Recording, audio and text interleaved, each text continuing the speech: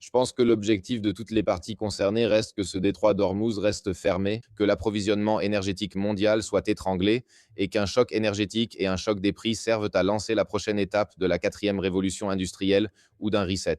Ou peu importe comment on veut appeler ce changement d'agenda vers l'agenda 2030 de l'ONU. Moi, j'appelle toujours ça le goulag numérique, faire avancer cela. Rien n'est plus adapté qu'une crise énergétique galopante, principale raison de la propagande du système. C'est pourquoi il y a tant de guerres cognitives, de shitstorms, d'algorithmes, d'IA et de censure. Tout cela n'existe que parce que le système et les personnes qui le représentent et qui veulent conserver leur pouvoir ont peur. Mes chers amis, jetons un rapide coup d'œil aux chiffres bruts. 81% regardent sans s'être abonnés à la chaîne. Appuyez vite sur le bouton d'abonnement pour soutenir notre travail et nous permettre de continuer à poser des questions qui dérangent et de recevoir des invités de haut niveau pour des entretiens sans détour. Cela ne te coûte qu'un clic et cela nous aide énormément. Merci pour ton soutien et passons directement à notre invité du jour. Tom, tu reconnais les schémas comme personne d'autre. Tu prends le temps d'approfondir les sujets à une époque où la plupart ne pensent plus qu'en gros titres. Heureux de t'avoir parmi nous aujourd'hui. Salut Simo, merci beaucoup pour l'invitation, c'est toujours un plaisir. Tom, allons droit au but. Comment fais-tu pour fouiller chaque jour dans tous ces abîmes sans devenir toi-même paranoïaque ou cynique? Oui, alors ma devise aujourd'hui, c'est la véritable révolution, c'est de mener une vie heureuse. Et c'est exactement ce que je fais. Parce qu'au final, il faut s'y faire, même s'il y a des mauvais jours ou si l'on traite des informations qui ne sont pas très agréables. Il faut toujours garder cela à l'esprit. L'objectif central du système, comme je l'appelle toujours, c'est la guerre cognitive.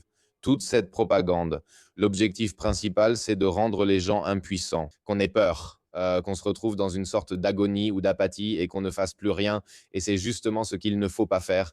Au contraire, c'est justement dans ces moments-là qu'il faut être particulièrement créatif, particulièrement productif et particulièrement actif. Parce que c'est exactement ça qui fait avancer dans la vie et qui fait avancer la société. Plus le système devient intrusif, plus les idées deviennent créatives. C'est toujours comme ça dans les phases oppressives de l'histoire. C'est justement à ces moments-là que naissent les idées qui apportent plus de liberté, ou du moins des bulles de liberté, des espaces de liberté. Donc quand j'ai une mauvaise journée, je garde toujours cela à l'esprit. Et cela fonctionne pour la plupart des sujets qui me viennent à l'esprit. Le seul sujet qui m'a vraiment bouleversé lors de mes recherches, c'était en fait celui du complexe de pédophilie. Donc, quand on cherche longtemps là-dedans, et c'était bien avant les dossiers Epstein, je crois que j'ai publié l'article en 2023 qui s'appelait «Le meurtre et son hobby». Il s'agit de la fondation Clinton, du trafic d'enfants, de Casapia au Portugal et de Maddie McCann, cette fille du Royaume-Uni qui aurait disparu et ainsi de suite. Donc, quand on s'intéresse beaucoup à ce sujet et qu'on cherche du matériel dans les sources appropriées, ce qu'on entend et voit, même seulement des extraits, est vraiment terrible. J'ai passé quelques très mauvaises nuits à cause de ça, et là, exceptionnellement, j'ai aussi fermé la porte d'entrée à clé. On ne sait jamais, mais sinon, oui, comme je l'ai dit, la vraie révolution, c'est de mener une vie heureuse. As-tu parfois l'impression que dans cette bulle alternative, on s'échauffe un peu trop en discutant, que cet exutoire de la colère est aussi consciemment toléré, que l'énergie révolutionnaire qui sommeille en nous s'évapore en partie et qu'au final, il ne se passe rien? Oui, j'ai tout à fait ce sentiment parce que beaucoup de gens pensent aussi que s'ils sont actifs sur les réseaux sociaux, que ce soit chez les Verts, la CDU, l'AfD ou la gauche, ils publient des commentaires pour dire à quel point ils trouvent ce qui est dit stupide et horrible. Puis bah, ils transmettent à 20 personnes des liens vers des documents essentiels à lire. À la fin de la journée, bah, ils ont l'impression, entre guillemets, d'avoir fait la révolution, d'avoir fait de la sensibilisation, mais les réseaux sociaux ne sont qu'une soupape de décompression, une façon de relâcher la pression. Cela a été créé exprès pour que le discours, la résistance ou l'opposition se déplacent de la rue, de l'espace analogique vers l'espace numérique, parce que là-bas, tout cela est plus facile à contenir. Parce que si tu as des activistes, c'est un exemple très simple. Si tu as des activistes qui, dans ton village de 5000 habitants, parcourent les rues la nuit, collent des affiches à tous les arrêts de bus sur les colonnes Maurice ou mettent des autocollants sur les boîtes aux lettres, si le matin, la ville est recouverte d'affiches «Pas de guerre», «Paix» ou tout autre slogan. Alors, il te faut relativement longtemps pour tout enlever à nouveau. Il faut d'abord que quelqu'un vienne et tu dois aussi le voir car tu dois aller à l'arrêt de bus, à la poste ou au supermarché, là où se trouve la colonne Maurice. Peu importe. Bien sûr, dans l'espace numérique aujourd'hui, il est beaucoup plus facile de masquer tout cela automatiquement grâce à des algorithmes, à l'IA, au shadow banning, à la mise sur liste noire, etc. Ainsi, les gens ne perçoivent qu'un que ce qu'ils doivent voir ou ignorent ce qu'ils ne doivent pas voir. Ainsi, les réseaux sociaux ont créé une parfaite soupape de sécurité, une vraie soupape de surpression pour une société qui ne résiste plus parce qu'elle pense le faire en ligne. Mais cela s'évapore tout simplement. J'appelle toujours ça une chambre d'écho insonorisée. On peut crier aussi fort qu'on veut, faire autant qu'on veut. Cela ne produira absolument aucun effet. Voilà pour les réseaux sociaux. Si j'ai un site web et que j'y publie des articles et que chaque année, quelques milliers de personnes de plus les trouvent et les lisent, c'est encore autre chose parce que ce n'est pas organisé de façon algorithmique. Sur mon site, rien ne change. Les articles, vidéos et interviews sont listés dans un ordre précis, mais on ne peut pas tout chercher. Il y a une archive. Les réseaux sociaux, eux, relèvent surtout de la propagande de guerre cognitive. C'est une machine de propagande, une arme déplaçant la résistance de l'analogique au numérique, d'où l'efficacité de la gestion de l'indignation. Là, on a 5 jours sur les dossiers Epstein. Tout le monde s'indigne, poste, puis un nouveau scandale arrive et l'affaire Epstein est oubliée. Ensuite, autre chose survient. Autrefois, cela aurait été différent. Pendant des années, ce sujet serait resté dans le débat public et aurait logiquement conduit à des procès, etc. Aujourd'hui, en principe, il ne se passe plus rien une fois que la tempête médiatique est passée. Es-tu parfois frustré de penser: «J'ai passé tant de temps sur ces dossiers Epstein à enquêter et révéler des faits incroyables, mais au final, rien n'a vraiment changé?» Donc le véhicule de l'indignation, comme tu viens de le dire, c'est vrai. La colère est biologique. Avant, elle s'accumulait pendant des semaines, voire des mois. Avant, ils descendaient dans la rue et voulaient presque sauter à la gorge des dirigeants. Aujourd'hui, on se retrouve entre personnes partageant les mêmes idées dans les commentaires. Ils vont se coucher paisiblement et le lendemain, ils se réveillent à nouveau dans la routine. Et ils font ça pendant 10, 20, 30, 40 ans, puis la vie est terminée. Ceux qui dirigent tout ça d'en haut ont en fait encore une fois très très bien joué leur coup. Oui, c'est parfois frustrant. Ce n'est peut-être pas le bon mot. Je suis parfois un peu déçu, bien sûr. D'un autre côté, il faut voir que j'ai aussi beaucoup d'expériences positives, de personnes qui font réellement des choses que je propose, par exemple, à partir de ma propre expérience ou que je mentionne quelque part ou quelque chose comme ça. Il y a quelques jours à peine, j'ai encore parlé avec le collègue Flavio von Witzleben, par exemple. Et là, j'ai encore ce truc qui traîne quelque part ici. J'ai mentionné cet appareil ici. C'est ce qu'on appelle une radio écho. C'est une radio CB, par exemple, qui utilise le réseau mobile sans que celui-ci ne le sache. Portée illimitée et carte SIM anonyme sans nom, je l'ai signalé. Beaucoup m'ont ensuite contacté par email pour obtenir plus d'informations et ce sont des choses que j'ai recommandées il y a 2 ans. Je rencontre des gens lors de mes tournées de conférences qui expliquent ensuite, ils ont justement mis ça en place chez eux de cette façon et ils font pareil et c'est vraiment génial. Donc il y a bien sûr beaucoup de développement positif, mais parfois on reçoit aussi des messages de personnes où on lit des choses.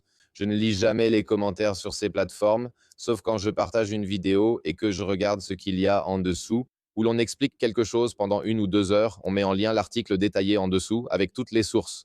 Et puis quelqu'un écrit en commentaire, je continue à faire exactement comme je le faisais avant. Oui, donc là, on en tire aussi ses propres conclusions. Soit je suis tombé trop souvent par terre quand j'étais plus jeune, soit c'est juste un bot, un troll ou je ne sais pas. Donc je me pose toujours la question, je me suis souvent posé la question, notamment avec un compte YouTube. Je comprends si on a un compte sur les réseaux sociaux, mais en tant qu'utilisateur normal, sans rien publier, comme toi. Tu as une chaîne ou j'ai une chaîne. Voilà, avant, ben, j'y publiais parfois de la musique et je mettais en ligne mes vidéos le soir. J'ai juste créé une chaîne un peu bêtement. Mais je ne comprends pas, par exemple, pourquoi on aurait une chaîne YouTube si c'est juste pour regarder des vidéos. On peut regarder des vidéos sur NewPipe sans pub ni distraction et même les télécharger plus facilement qu'avec l'appli YouTube, par exemple sur smartphone. Ici, on utilise NewPipe. C'est pourquoi je n'ai jamais compris pourquoi on commente là-dessus. Oui, et puis, je ne sais pas, il y a déjà 3200 commentaires. On ajoute encore un commentaire que personne ne lira, probablement. Donc oui, comme je l'ai dit, j'ai vu ça. Parfois, ça me passe aussi à côté parce que je trouve que c'est tout simplement une perte de temps. Oui, donc je préfère faire des choses productives et c'est ça qui se manifeste dans le monde réel. Parce que là, je peux aller quelque part et déposer mon livre dans une bibliothèque publique. Ou alors, ici, il y a souvent de petites cabines téléphoniques où l'on trouve des bibliothèques d'échange de livres. On peut y déposer ou prendre un livre ou le rapporter plus tard. J'y mets mes livres pour qu'ils existent dans le monde réel. Parce que parfois, je distribue aussi des autocollants ou autre chose. Je trouve cela bien plus sensé que de passer tout mon temps devant un écran. Donc parfois, bah, cela peut être un peu frustrant, mais il y a aussi beaucoup de très beaux moments avec des personnes qui font vraiment bouger les choses et agissent. Peter Thiel, cela m'a beaucoup surpris hier. Il invite à une réunion secrète et Jens Spahn y participe pour la 5e fois. Ce sont des acteurs qui, à moyen terme, gouverneront l'Allemagne. Quelle a été ta réaction en l'entendant? Eh bien, ce n'est pas tout à fait nouveau. Par exemple, en août 2025, il y avait déjà un article chez Axios qui parlait de ce forum de dialogue organisé par Thiel. Déjà à l'époque, on lisait beaucoup à ce sujet. Ce qui est ressorti maintenant dans le nouvel article de Wired, c'est bien sûr la liste actuelle des participants pour la réunion qui doit avoir lieu en août. Je crois que c'est du 12 au 14 août près de Dublin. Cela devrait se tenir là-bas cette année en 2026. Le forum de dialogue ou la réunion comme on l'appelle. Donc ce n'était pas tout à fait nouveau. Je connaissais déjà un peu cela auparavant. Et dans les dossiers Epstein, on trouve aussi, par exemple, des emails à ce sujet. Un physicien de Harvard, je crois, ou un statisticien. Oui, un statisticien. C'était celui avec le blog. Quelqu'un l'a publié sur le blog. Donc son invitation de 2014, il l'avait déjà publié là, sur sa page de blog. Mais c'était avant, c'était en 2022. Et oui, donc il y avait quelques infos avant. Je suis en train d'écrire un article à ce sujet. Peut-être qu'il sera déjà sur mon site web quand l'interview sortira. Donc ce n'est pas tout à fait nouveau. Mais c'est quand même intéressant, bien sûr. Ce qui est intéressant ici, c'est pourquoi Thiel organise un tel forum de dialogue, donc une autre société secrète ou similaire. Ils fondent là, peu importe comment on veut l'appeler, un club d'élite, car Thiel est depuis longtemps un membre important du cercle directeur des conférences Bilderberg. C'est exactement le genre de réunion où l'on se rencontre à l'abri du regard du public, des représentants de la politique, de l'économie, des médias, donc une sorte de mélange corporatiste qui se réunit en secret et discute de choses qui deviennent ensuite des politiques publiques ou qui déterminent notre réalité. Donc la question est, pourquoi fonder encore un tel forum alors qu'on est déjà membre de l'un des plus puissants de ces forums, à savoir la conférence Bilderberg, quand on a de l'influence avec Palantir sur tous les domaines du gouvernement américain? C'est donc un groupe de travail taillé sur mesure pour lui, qui doit peut-être faire avancer des sujets de spécifiques ou faire avancer ceux qui intéressent de Palantir ou que ses amis technocrates de la Silicon Valley veulent promouvoir ou faire avancer. Voilà. La question intéressante, c'est en fait de savoir pourquoi ce forum existe encore et pourquoi, par exemple, quelqu'un comme Jens Spahn ou encore Kaja Kallas y figure. Après tout, elle est vice-présidente de la Commission européenne et actuellement haute représentante de l'Union européenne pour les affaires étrangères. Au niveau de l'Union européenne, on en discute, ce qui est très intéressant et souvent ignoré. Aussi le fait que l'armée européenne progresse. C'est également le cas. Depuis 10 ans, on discute de la volonté d'avoir sa propre armée européenne. Au cours des 2 dernières années, divers documents sont parus relativement inaperçus du public qui vont exactement dans ce sens et s'inscrivent parfaitement dans ce contexte. Bien sûr, il y a aussi le fait que Trump, à plusieurs reprises, ainsi que beaucoup d'autres, critiquent publiquement l'OTAN et rabaissent l'UE et qu'une pression extérieure est exercée sur l'Union européenne. Dans l'UE, on affirme: nous ne voulons pas dépendre du gouvernement américain ni de l'IA, il nous faut notre propre IA. Donc, une sorte de discours isolationniste est diffusé au niveau de l'UE par les fonctionnaires européens, pendant que l'étranger, en particulier les États-Unis et le Royaume-Uni, essaient d'une certaine manière de se démarquer du bloc de l'OTAN. Donald Trump affirme constamment que l'OTAN ne fonctionne pas, que les États-Unis perdent toujours, que les autres ne font rien et devraient se débrouiller, surtout face à la Russie. Donc, c'est relativement intéressant parce que quand est-ce qu'on a conquis un continent et créé un super État lorsque les différents États-nations n'ont plus leur propre armée, mais qu'on a une armée unifiée pour le dit super État qui a déjà une monnaie commune. Donc, ce que j'ai écrit dans mon livre, là-bas dans le nouveau livre, il y a justement cet article. Dans Des générations X, il y a un article qui s'appelle Le Quatrième Reich. C'est une citation d'un rapport des services secrets de l'été 1944 où des représentants du Troisième Reich ont rencontré l'industrie, notamment IG Farben, VV et d'autres. Ils ont discuté de la manière dont, après la fin prévisible de la guerre, on pourrait sauver ce Troisième Reich en le transformant en un Quatrième Reich et comment atteindre ce Quatrième Reich et à quoi il devrait ressembler. Et il a été question d'un empire financier à l'échelle européenne, et c'est exactement ce que nous avons aujourd'hui avec une BCE, une BRI et un Conseil de stabilité financière. Donc un empire financier avec une monnaie unique. Pour couronner la conquête du continent, Il ne manquerait en fait plus qu'une armée européenne, car alors l'État-nation lui-même n'aurait plus aucune possibilité, du moins aucune possibilité militaire, de se détacher du super-État militaire. Donc, il est intéressant d'observer les évolutions actuelles. Nous vivons de grands bouleversements, mais malheureusement, ils ne sont pas positifs. Penses-tu qu'un Jens Spahn sera lui aussi mis sur les rails dans ce cas? Je veux dire, surtout en pensant à 2029-2033 dans une coalition avec l'AfD, est-ce qu'il mettra peut-être en œuvre les plans de Thiel à la lettre, comme le font actuellement Merz et BlackRock? Il y a des gens qui ont un certain charisme et qui donnent l'impression d'être des hommes politiques de premier plan, comme on aime le dire. Il y a des gens qui ont cette aura publique. Ces dernières années, je ne vois vraiment personne chez nous qui avait cela. Bon, on pourrait encore dire que Merz peut à peu près avoir une allure d'homme d'État. Au moins, il ne ressemble pas à Edmund Stoiber qui trébuche sur scène ou appelle sa femme Musky en public. Donc, ce n'est pas aussi embarrassant. Il n'est pas non plus aussi paumé qu'un Habeck qui aurait mieux fait de continuer à écrire des livres pour enfants, même si cela aurait probablement aussi des conséquences désastreuses pour la jeunesse. Mais on remarque quand même quand quelqu'un est un homme politique de premier plan. Chez ce Span, par exemple, je n'ai jamais eu l'impression qu'il avait du charisme, une certaine aura, qu'il était fait pour la grande scène. Mais peut-être qu'on n'a même pas besoin de ça si on est juste placé en arrière-plan à travailler sur des lois de finances de la santé ou autre chose, là où les conseillers sont engagés pour rédiger quelque chose de nouveau. Une sorte de loi. Si on doit gérer ou manœuvrer quelque chose là-bas, il pourrait devenir l'un des hommes de main européens de Thiel ou que Calas Colour soit recyclé d'une façon ou d'une autre. Il est question dans les discussions qu'on veuille l'écarter ou quelque chose comme ça. Il se peut aussi qu'elle soit recyclée quelque part et qu'elle doive alors veiller à ce que l'on utilise davantage Palantir chez nous, car le rejet ne cesse manifestement d'augmenter. Par exemple, la France n'a-t-elle pas récemment annoncé vouloir se passer de Palantir, annuler des contrats et créer son propre système? Mais cela correspond aussi à cette mentalité d'isolationnisme de l'UE, ce qui revient à dire qu'à la fin, il faut une IA propre ici. Ses propres lois, une armée européenne souveraine, et donc à la fin, l'État-nation est complètement fini. Je considère en tout cas que la combinaison de Spahn, von Storch, Weidel et Merz est extrêmement dangereuse.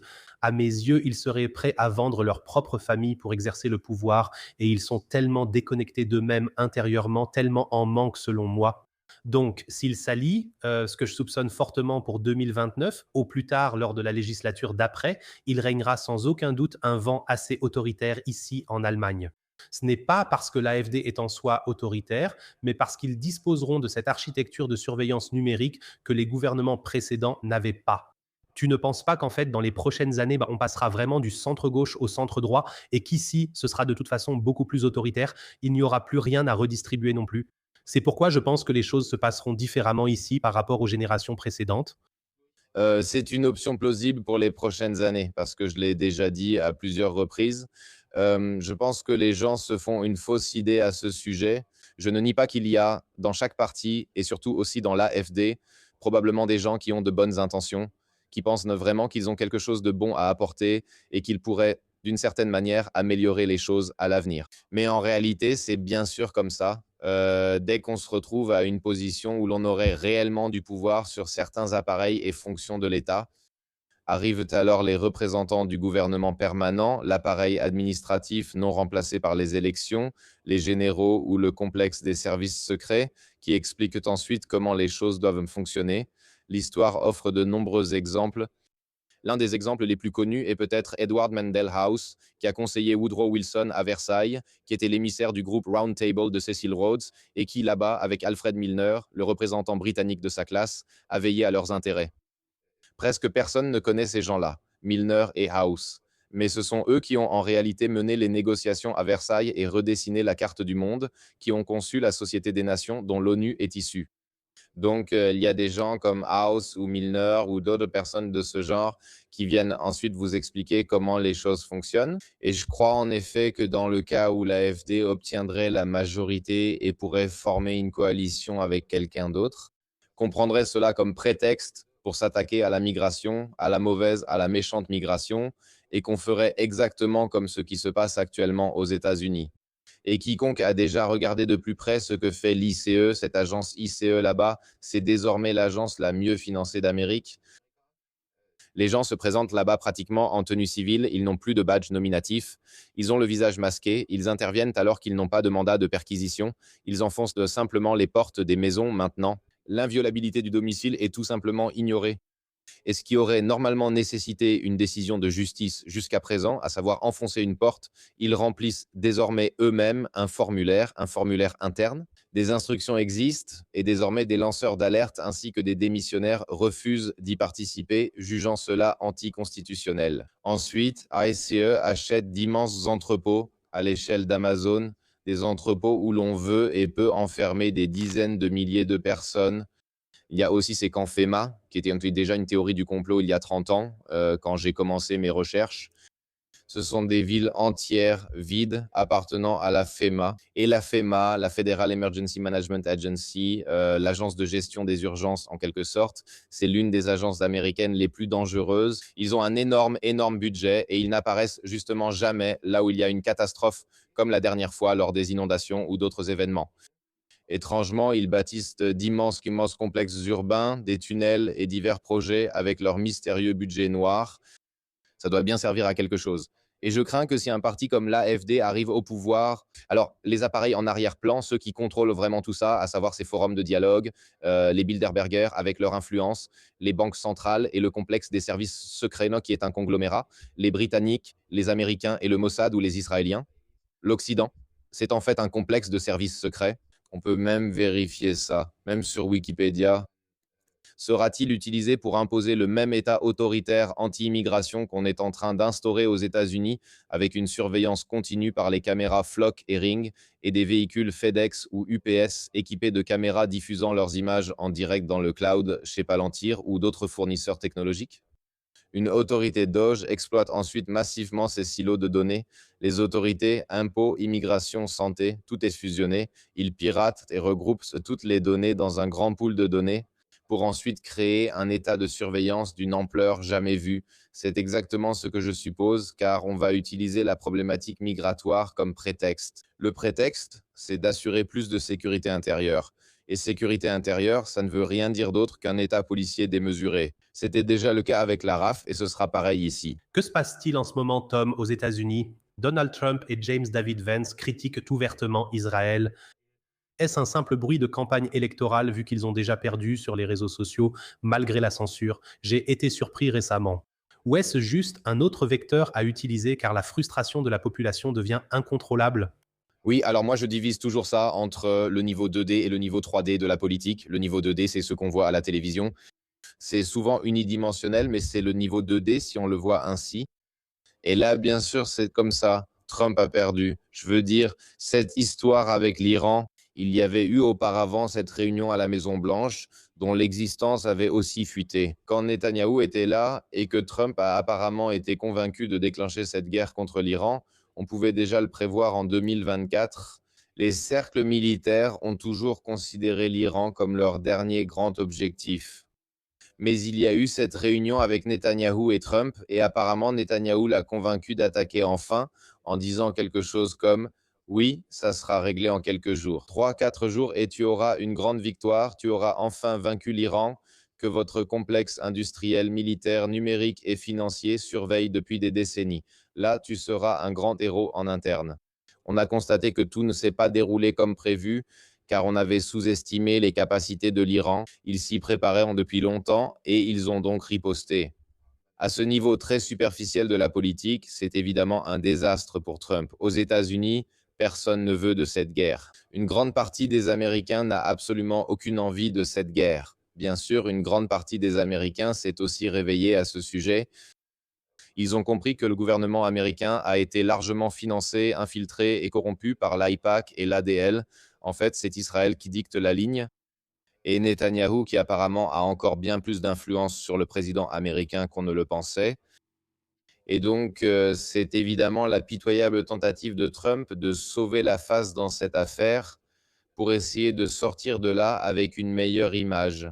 Parce qu'il faut bien sûr, c'est l'ancienne stratégie de Roy Cohn, cet Epstein, et aussi pour Trump, mentor et avocat, l'avocat de la mafia à New York, qui était proche d'Epstein, surtout dans les milieux des services secrets, puis proche de Trump. Le père de Trump était aussi un bon ami de cet homme.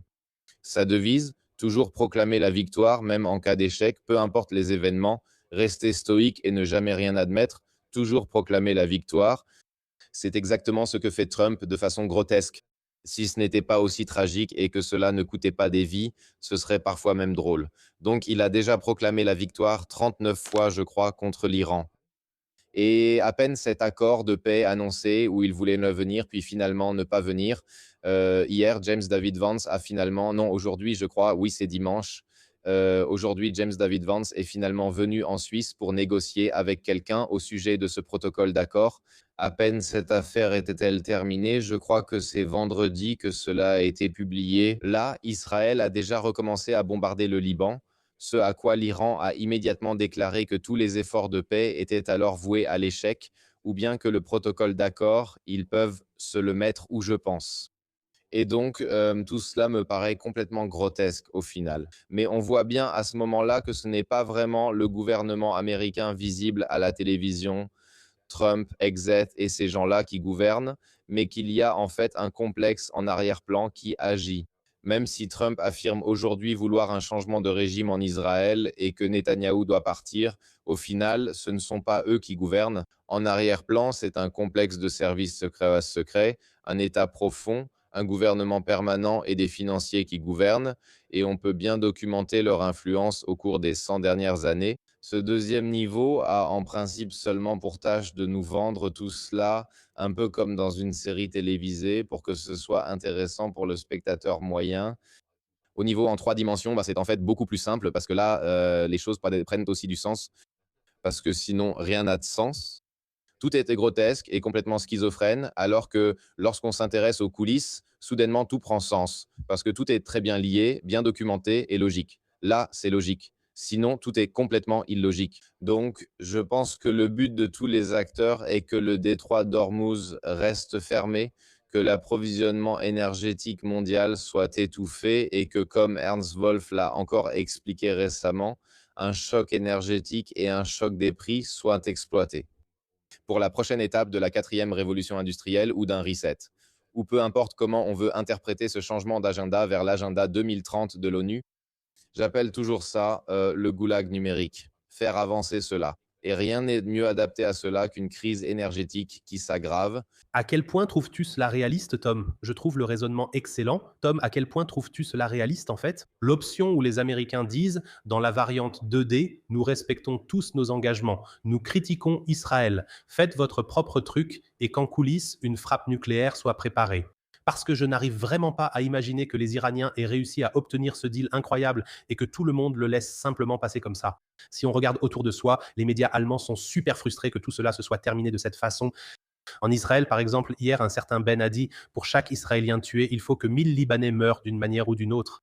Il y a là des acteurs avides de pouvoir qui cherchent une escalade maximale. Et ces dernières semaines, j'ai eu un peu honte de cela. C'est notre raison d'État. Quand, par exemple, un extrémiste de droite sort une phrase pareille, il sera accueilli ici en Allemagne après-demain. Dans toute l'Europe, il y a des interdictions d'entrée. Un premier ministre espagnol déclare: nous refusons cette folie. Les critiques sont partout. Et je crois qu'à part l'Allemagne, à part Israël lui-même ou les États-Unis, il n'y a tout simplement jamais cette fidélité aveugle. Et je trouve ça vraiment totalement honteux. On l'a vu à la dernière assemblée de l'ONU. Nous sommes actuellement la risée du monde entier. Quand on connaît leur politique interne chez les sionistes, je trouve toujours un peu dangereux d'assimiler cela à Israël et encore moins au judaïsme. Ce sont en fait des sionistes extrémistes, des sionistes nationalistes extrémistes, pour être plus précis. Il y a l'option Samson. Le projet Grand Israël et le fait qu'il soit prêt à tout est également illustré par une histoire intéressante des années 70, si je ne me trompe pas.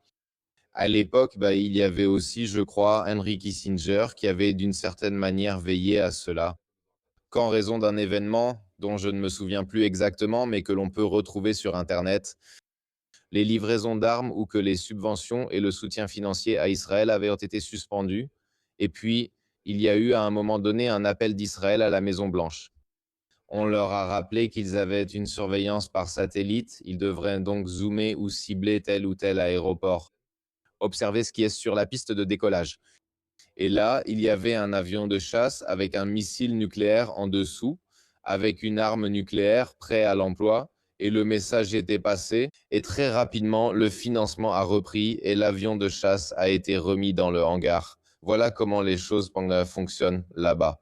De ce fait, il était ou il est tout à fait possible que Trump essaye d'une certaine manière de sauver la face sur le plan politique, même si c'est de façon assez simpliste, de sorte qu'il puisse ensuite dépenser les milliards qu'il a détournés pendant sa présidence avec sa famille sur des îles de luxe et les gaspiller, et qu'il puisse ainsi se retirer, mais au final, on sait bien sûr que les Israéliens n'accepteront pas cela et continueront à travailler sur leur projet du Grand Israël. Tout cela se passe en arrière-plan et n'est pas évident au premier coup d'œil, à moins de regarder de très près.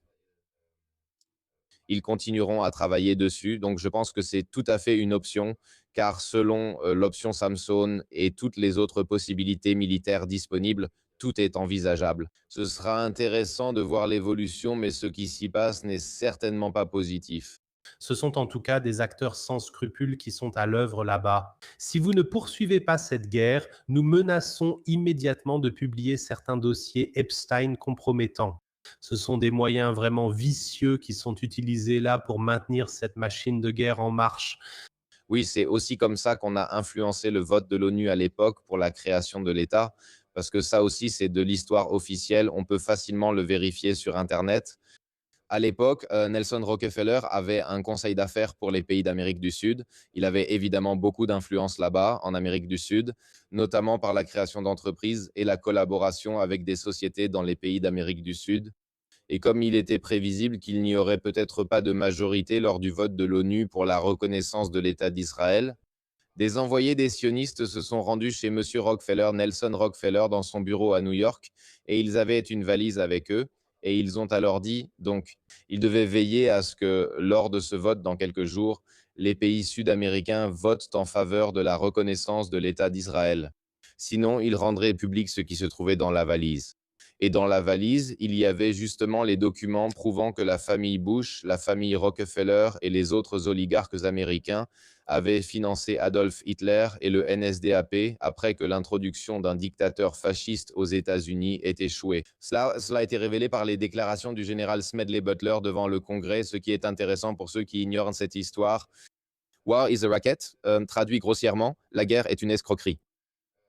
Le général Smedley Butler, alors l'un des militaires américains les plus décorés, a été approché par des banquiers de Wall Street qui lui ont proposé de rassembler quelques milliers d'hommes pour marcher sur la Maison-Blanche, en prendre le contrôle et installer un dictateur dans les années 30.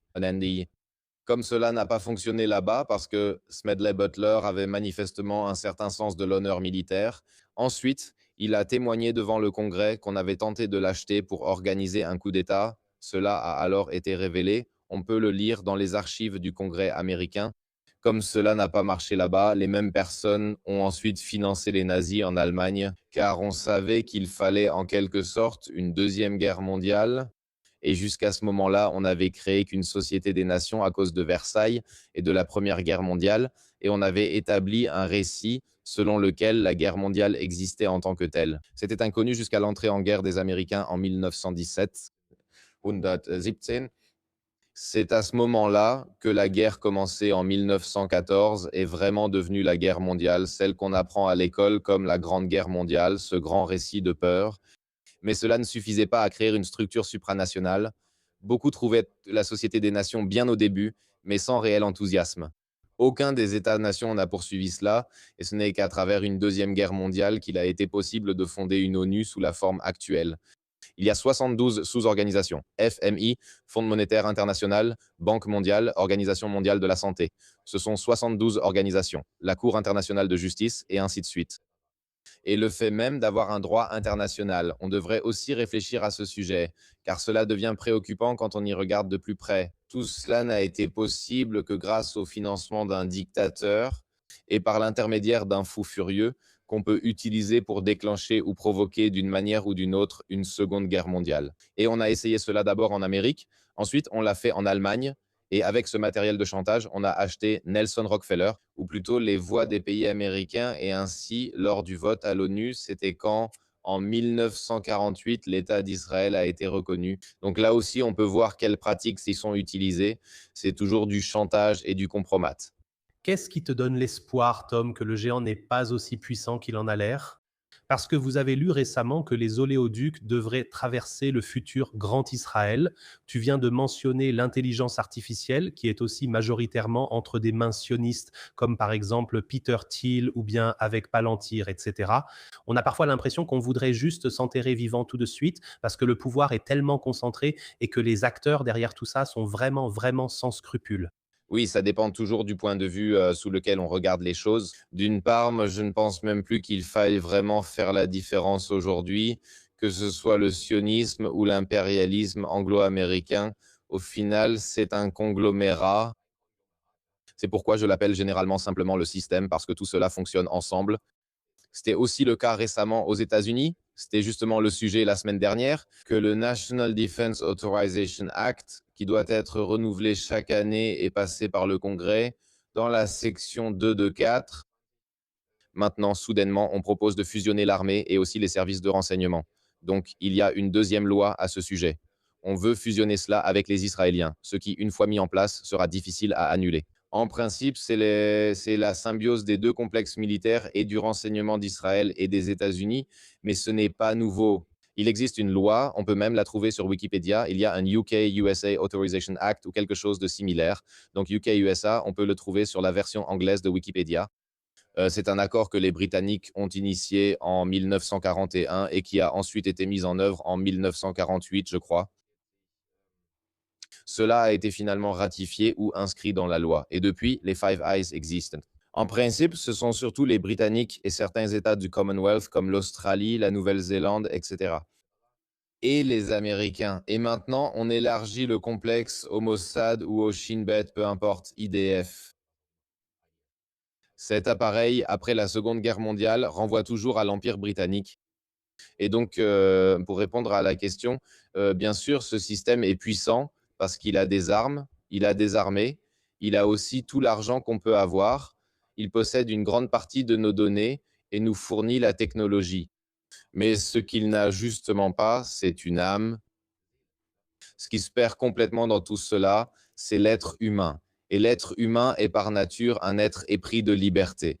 Et l'être humain est aussi un être social. On peut tuer des gens en les mettant à l'isolement. On ne peut pas survivre longtemps dans ces conditions. Du moins, dans la plupart des cas, cela vous détruit ou du moins cela vous rend gravement malade. Donc, ce système est puissant en tant que système, mais il est composé d'une superclasse, comme David Rothkopf l'appelle dans son livre du même nom. Il l'explique aussi très bien dans ses conférences disponibles sur Internet. Cela concerne environ 7 à 10 000 personnes, et c'est pour ça. Et si on voit l'autre livre derrière moi, en arrière-plan, peut-être qu'on ne le voit pas bien sur l'image vidéo, sur la couverture, il y a un tout petit poisson poursuivi par un plus gros poisson. Derrière, de nombreux poissons forment un poisson bien plus grand. Donc pour moi, c'est précisément la représentation visuelle de ce système.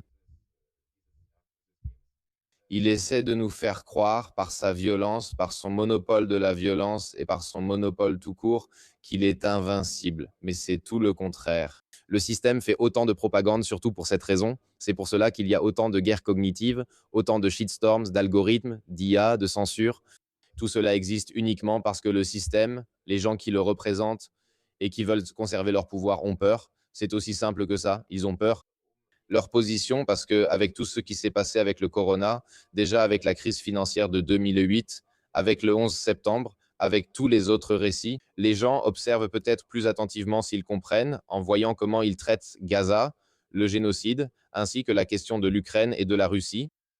Ils vont tellement loin, ils mettent tellement de pression et ils accélèrent autant. Avec l'identité numérique et tout le reste, toutes ces choses que personne n'a demandé. De plus en plus de gens le remarquent. Et je pense que c'est pour ça qu'il y a de fortes chances qu'une sorte de société parallèle se développe. Parce qu'on ne peut pas renverser, combattre ou faire la guerre au système. Mais ce qu'on peut faire, c'est justement ce qu'Eric Schmidt et Henry Kissinger ont malheureusement dit, ce dernier étant heureusement décédé. Malheureusement, il faut le dire ainsi dans ce cas, ils ont écrit un livre qui s'appelle L'âge de l'IA, l'ère de l'intelligence artificielle. Il est paru en 2020. Ce livre a prédit qu'à partir de 2025, l'IA divisera la société en deux groupes, la bulle ou le groupe qui participe, qui utilisera tout cela et qui voudra être totalement numérisé.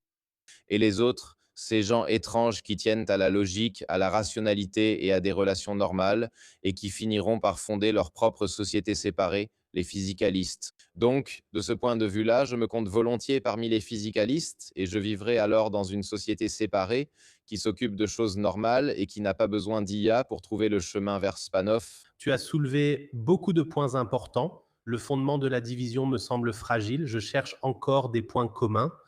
J'ai vécu 2 ans aux États-Unis, à New York, au centre du capital, au centre de la communauté juive. Et j'ai tellement d'amis juifs parce que beaucoup de personnes juives ont aussi des origines marocaines ou tunisiennes. Au Maroc, de nombreuses religions coexistent avec une grande diaspora juive.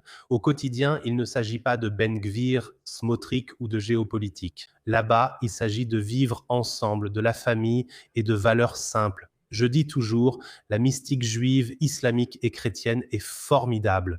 Je pense que si les gens se concentrent sur ce qu'ils partagent plutôt que sur leurs différences, ils découvriront de nombreux points communs.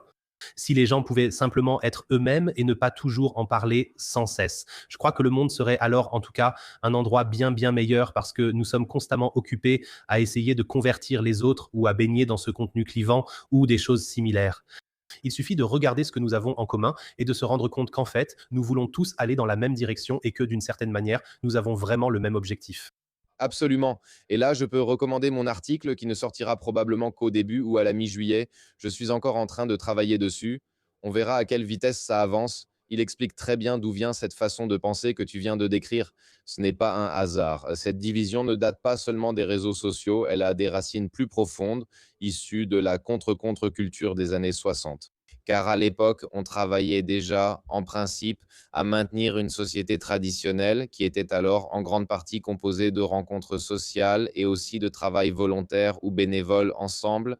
Cela a été dissous par ce qu'on connaît aujourd'hui sous le nom de révolution Flower Power, donc par le mouvement hippie, qui avait certainement beaucoup de bons objectifs. Oui, c'est donc cela. C'était un mouvement d'opposition. Il s'est largement identifié comme un mouvement contre la guerre du Vietnam. Mais le problème, c'est, et il y a une belle phrase d'un groupe de hip-hop autrichien que j'aime citer à ce sujet, votre révolution est morte dans le salon et bien sûr n'a jamais eu lieu, car au final, le mouvement hippie a surtout servi à promouvoir le sexe, la drogue et le rock'n'roll. Et cela avait finalement conduit à un développement qui a favorisé une surindividualisation, ce qui n'était pas encouragé auparavant, ce qui était autrefois important, qu'on ait justement une cohésion sociale, qu'on ait des structures familiales, qu'on échange aussi avec les gens de son entourage proche. Cela a été en grande partie érodé au fil des années par une certaine culture. Tu es au centre de tout, tu dois trouver ton épanouissement, cherche la lumière, vis pleinement, exprime-toi, amour libre, défonce-toi au LSD, peu importe. Tout cela a aussi des aspects positifs. Oui, ce n'est pas forcément une mauvaise voie. On peut faire ses propres expériences, mais cela a bien sûr conduit en grande partie à ce que la société devienne complètement différente. Et ce qui était autrefois une personne authentique est devenu, au fil des décennies, quelqu'un qui n'est plus qu'une persona. En anglais, on peut bien le dire de person à persona. Aujourd'hui, il ne s'agit plus de mener une vie heureuse. Pour beaucoup, il s'agit simplement de mener une vie quelconque, de la documenter, de montrer sur Instagram que l'on est heureux parce qu'on a attendu 3 heures pour pouvoir prendre cette photo à Santorin. Là où 500 personnes étaient rassemblées, il a fallu attendre 3 heures pour prendre un selfie. Pour ça, on attend alors 3 heures sans même regarder le coucher de soleil de Santorin. Les gens ne le regardent même pas non plus. Ils prennent ensuite une photo, la postent sur Instagram, après avoir ajouté des filtres et tout le reste, et on voit là le passage de la personne à la persona. Nous sommes tous, dans une large mesure, bien sûr, liés à Internet parce que nous travaillons avec, mais chez beaucoup de gens, on peut très bien le constater. À propos du travail de l'Institut Tavistock qui a fait grand bruit dans les médias en 2022, en raison de l'affaire des soins d'affirmation de genre, les questions transgenres se sont multipliées depuis les années 60. Au moins, sinon plus tôt, on y travaillait intensément. Des mouvements culturels comme le mouvement hippie et la British Invasion, comme on l'appelait bizarrement en Amérique, l'invasion britannique, pour utiliser les Beatles, les Stones dans la dialectique du bien et du mal, les Stones, les mauvais garçons et les Beatles cool, les gentils, adorables gendres idéaux, offrir quelque chose à chacun, ainsi agissait le mouvement hippie. Et très vite, une structure sociale s'est transformée en une structure individuelle, ce qui se reflète aujourd'hui dans les profils Instagram où l'on n'est plus une personne, mais une persona, un reflet de soi-même. Mais on a oublié qui l'on est vraiment, car cela n'a plus d'importance. Ce qui compte, c'est l'image de ce que l'on fait, qui donne alors l'impression que c'est soi-même. Mais pour être soi-même, il faut avoir des pensées et des émotions, des vrais, et ça, on a appris aux gens à s'en défaire pendant des décennies. Après notre conversation d'avril, j'allais mal personnellement car une partie de ma vie privée s'est effondrée.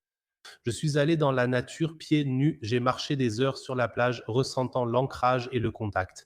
La nature est notre plus grand maître, vraiment ici et maintenant. C'est très simple, tout le monde peut le faire et je pense que c'est le super pouvoir contre cette folie numérique.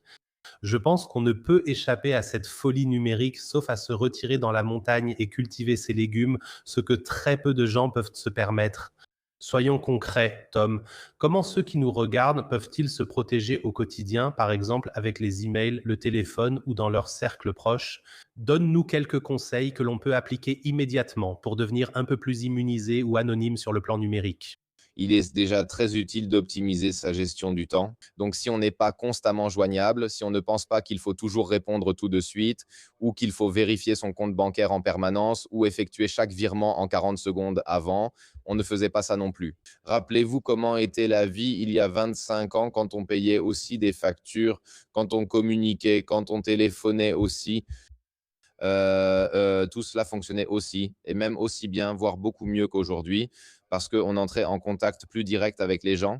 C'est-à-dire, quand on a l'impression d'être, épuisé numériquement, oui, ou d'être dépassé, avec la disponibilité permanente, il est très simple de dire, selon ce qu'on fait, quand, comment et où, qu'on se réserve 1 heure par jour d'une manière ou d'une autre, pendant laquelle on traite effectivement, par exemple, les emails, oui, et ses virements bancaires sur le site web de la banque où l'on paye ses factures, ou bien quand on doit encore faire une démarche, quand il faut acheter quelque chose, une pièce de rechange, peu importe, ou quand on doit chercher une information. Environ 30 minutes par jour, je le fais toujours le matin en prenant le café. Je ne sais pas si c'est très sain dès le début de la journée, mais peut-être un peu plus tard. Oui, l'après-midi, quand on rentre à la maison ou le soir avant d'aller prendre une douche, peu importe, selon comment se déroule la journée. Le mieux, c'est de le faire à un moment donné. Par exemple, si on termine le travail vers 16, 17 ou 18 heures et qu'on rentre à la maison, on a encore de l'énergie. Ensuite, on se prépare un thé ou pourquoi pas une bière fraîche. On s'assoit, on fait sa demi-heure, ses tâches en ligne. Et quand on est allé prendre sa douche, après ça, la journée t'appartient à toi et à ton cerveau. Oui, ou à ta famille et à tes amis ou à la nature et à ton passe-temps. Ensuite, on fait une activité sans rapport avec les écrans. Je me permets une question rapide. Es-tu toujours chez Gmail ou un fournisseur classique ou penses-tu qu'il faudrait envisager un fournisseur anonyme qui ne lit pas tes messages pour ne pas être une simple donnée pour les grandes entreprises technologiques américaines? Non, non, en tout cas, surtout pas chez Gmail. Je n'utilise rien qui vienne de Google en principe, oui, et rien non plus qui vienne de Meta ou Facebook. Donc, il vaut mieux prendre un fournisseur privé. Je ne veux pas en recommander un en particulier, mais on peut en trouver assez rapidement. Il y en a, on peut quand même citer quelques noms, sans forcément en faire la promotion. Oui, donc en Allemagne, par exemple, mailbox.org ou Posteo.de sont très connus. Je crois que ça s'appelle comme ça. Et puis, il y a aussi Tutamail, il y a Proton qui ont une bonne technologie de sécurité. Oui, mais parfois le personnel y est un peu plus douteux. Mais en tout cas, tout cela est bien mieux que Gmail parce qu'ils lisent chaque email. Oui, une IA vérifie chaque email. Et si quelque chose semble suspect, une deuxième IA vérifie, puis ensuite un employé humain. Tout cela est stocké pour toujours, y compris les pièces jointes qui sont aussi scannées, tout comme toutes les photos. Donc, de ce point de vue-là, ça vaut vraiment le coup de ne pas le faire. Il faut donc trouver les bons portails, c'est-à-dire les bons fournisseurs. Pour la gestion numérique, il vaut mieux éviter le cloud, car on pourrait tout aussi bien envoyer les données directement sur le disque dur de la CIA ou d'autres. Euh, Là aussi, je recommanderais plutôt le stockage local, éventuellement en redondance. On utilise simplement 2 disques durs externes, mais il n'est pas nécessaire de payer un stockage cloud pour envoyer des données à d'autres. Il existe désormais d'excellents portails de partage que l'on peut utiliser, par exemple basés sur la cryptographie. Par exemple, il y a H3CC, donc comme hashtag H, H3CC. On peut facilement partager des choses avec d'autres grâce à la crypto et la blockchain. Anonymement, oui. Et puis, il y a l'entreprise avec laquelle je travaille ici, avec Above. Ils fabriquent des ordinateurs portables et des téléphones. Il faut choisir la bonne technologie, mais surtout, la plupart ont besoin de plus de temps hors ligne en réservant simplement une demi-heure à une heure par jour. Donc, éteindre le numérique et surtout éteindre le téléphone, ou du moins désactiver les notifications sur le téléphone, désactiver les points rouges, mettre parfois l'écran en noir et blanc fait réaliser à quel point les couleurs dominent. Après 3 jours, repassez-le en couleur et vous verrez la différence. En plus, le monde numérique paraît alors beaucoup moins attrayant et c'est le monde extérieur qui redevient beau, coloré et attirant. Et pour beaucoup de gens, j'ai l'impression que c'est devenu l'inverse aujourd'hui. Tom, en résumé, pourquoi les spectateurs devraient-ils acheter un nouveau livre? La principale raison pour laquelle je l'imprime, c'est que Internet oublie très vite aujourd'hui, ou alors, si on n'a pas de chance, en Allemagne, on ajoute encore plus de démocratie, alors peut-être qu'on ne pourra bientôt plus accéder à mon site web, ou bien la démocratie fait obstacle au VPN et le VPN sera interdit. Peu importe, oui. Donc, imprimer, c'est mieux au niveau du temps, ça va durer dans le temps, parce qu'il est tout simplement plus difficile de saisir et de brûler des livres que de supprimer un site web. Donc, ça, c'est une chose. Et en plus, il y a évidemment quelques sujets intéressants à l'intérieur. Donc, comme mentionné tout à l'heure, celui qui veut comprendre les coulisses de l'UE devrait lire l'article Le quatrième Reich. Il ne s'agit pas seulement des coulisses de l'UE, les Bilderberger et les conférences Le Cercle, où Konrad Adenauer, par exemple, a aussi joué un rôle important en tant que membre fondateur de Le Cercle. Un club plus secret que les Bilderberger. Oui, l'article est intéressant. Ensuite, la météo comme arme 2. C'est aussi, je crois, le plus long article du livre qui aborde l'origine, la nature et la toxicité de ces traînées dans le ciel. Parce que là aussi, bah, il y a beaucoup d'informations douteuses, ou plutôt des sources et des recherches d'informations inabouties, des images et tout ça, qui sont parfois interprétées de façon vraiment terrible. Et j'ai essayé dans la deuxième partie de l'article de répondre moi-même à toutes les questions qu'on se pose au quotidien. Donc ce sont certainement deux articles très importants. La météo comme arme 2, le quatrième Reich. Et puis il y en a un autre qui s'appelle La vie comme objet de spéculation, qui traite du contexte de l'homo token, ce que l'EID fera de l'être humain comme objet d'investissement avec le capital humain, les obligations de performance et la finance à impact social. Et d'autre part, comment Bess BlackRock et toutes sortes de personnes travaillent à faire avancer la tokenisation de l'environnement en transformant chaque grain de café, chaque arbre, chaque mètre carré de terre et chaque mètre cube d'eau en un token. Et cela se produit déjà et fait partie de l'agenda 30 par 30 de l'ONU, qui vise à placer 30% de la planète sous protection de la nature d'ici 2030. Ce n'est qu'une expropriation des biens communs mondiaux sous prétexte de protection de l'environnement qui malheureusement n'a pas lieu. De ce point de vue, il y a des sujets importants, je crois. Il y a aussi des entretiens avec James Corbett que j'ai transcrits. Ian Davis, il y aura aussi Derrick Broze des Freedom Cells. Donc, je pense qu'avec 400 pages et autant de sources, on est bien. On a de quoi bien lire cet été. Si on veut emporter quelque chose avec soi, quelque part en vacances, et si on veut quelque chose de plus léger, il faut prendre le livre jaune là-bas au fond. Ça s'appelle Organisez-vous, c'est beaucoup plus mince, moins politique, et ça traite surtout de la question dont nous venons justement de discuter à la fin. Qu'est-ce qu'on fait maintenant avec toutes ces galères qui nous arrivent, hein? Comment s'en sortir ou en tirer le meilleur parti? Donc, ce sont certainement deux bons livres à lire pendant les vacances. L'un pourrait un peu plomber l'ambiance et l'autre probablement l'égayer un peu. 400 pages, on mettra le lien en bas de toute façon. Dis-moi rapidement, combien de temps as-tu mis à écrire ces 400 pages? Ah, c'est encore relativement mince. Les deux premiers livres faisaient 510 pages. L'année dernière, c'était un peu plus mince en effet. L'Opium Opium n'avait que 376 pages. Et celui-ci fait maintenant 400 pages, mais ça prend du temps, c'est toujours pareil. En principe, c'est toujours la même période de travail.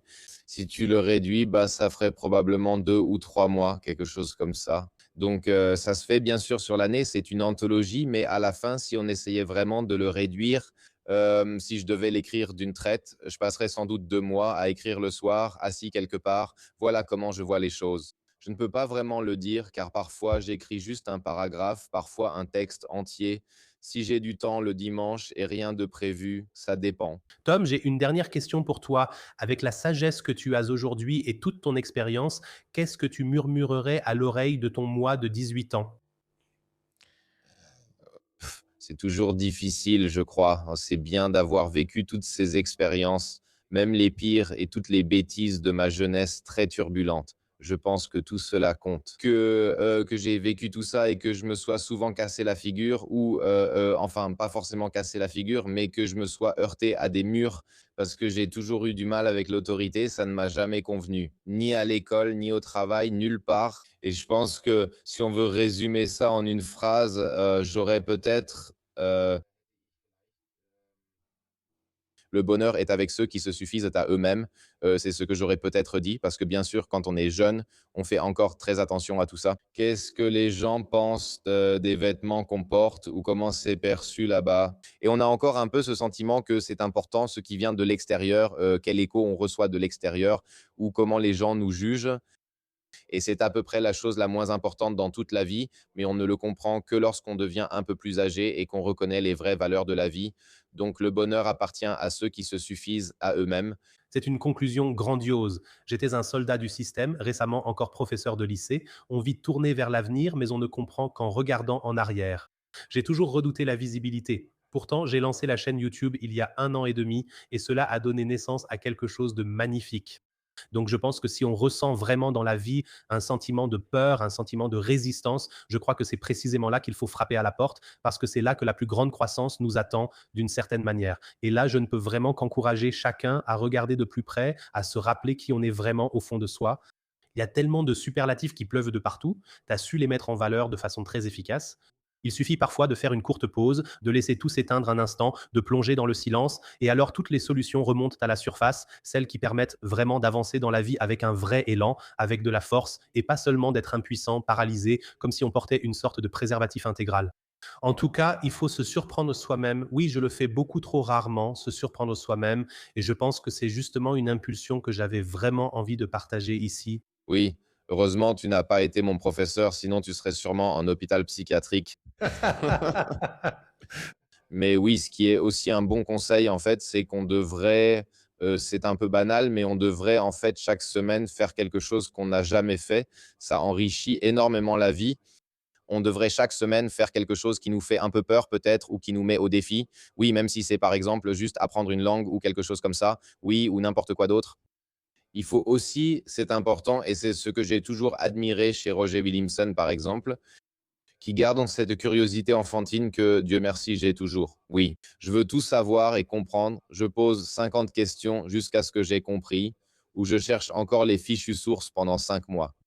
Parfois, cette curiosité absolue disparaît chez certaines personnes.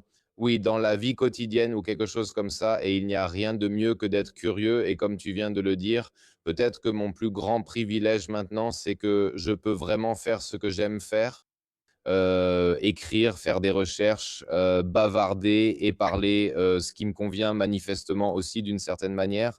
Oui, donc ce sont des choses que je fais depuis toujours et que j'ai toujours aimé, et le fait que j'ai maintenant la possibilité de le faire dans un environnement pour lequel manifestement mon parcours a été une formation parfaite, ça ne semble peut-être pas tout à fait être un hasard. Du coup, parfois, je crois quand même qu'il existe quelque chose comme le destin parce que beaucoup de gens semblent avoir un problème avec l'évolution et le temps. Moi, non. J'ai plutôt l'impression que plus ils mettent de la pression, plus je me dis: «Eh bien, venez donc». Les enfants sont nos plus grands maîtres, je trouve, c'est le plus beau cadeau et ils sont curieux, ils sont pleins de vie et si nous voulons vraiment traverser la vie avec un peu de vitalité, en restant connectés à cette divinité, nous devons simplement changer sans cesse de perspective ou simplement remettre en question les choses avec curiosité, ce que tu viens de très bien décrire. Ce sont donc de formidables pistes pour nos spectateurs, applicables immédiatement et gratuites. Il suffit d'avoir le courage de les prioriser sans céder à la tentation de regarder une nouvelle vidéo et de replonger dans la routine. Tom, c'est vraiment du grand art, merci beaucoup. Le livre sera en lien ci-dessous. Meilleurs vœux à toi et ta famille. Merci pour l'invitation, je te souhaite une bonne continuation et à très bientôt, j'espère.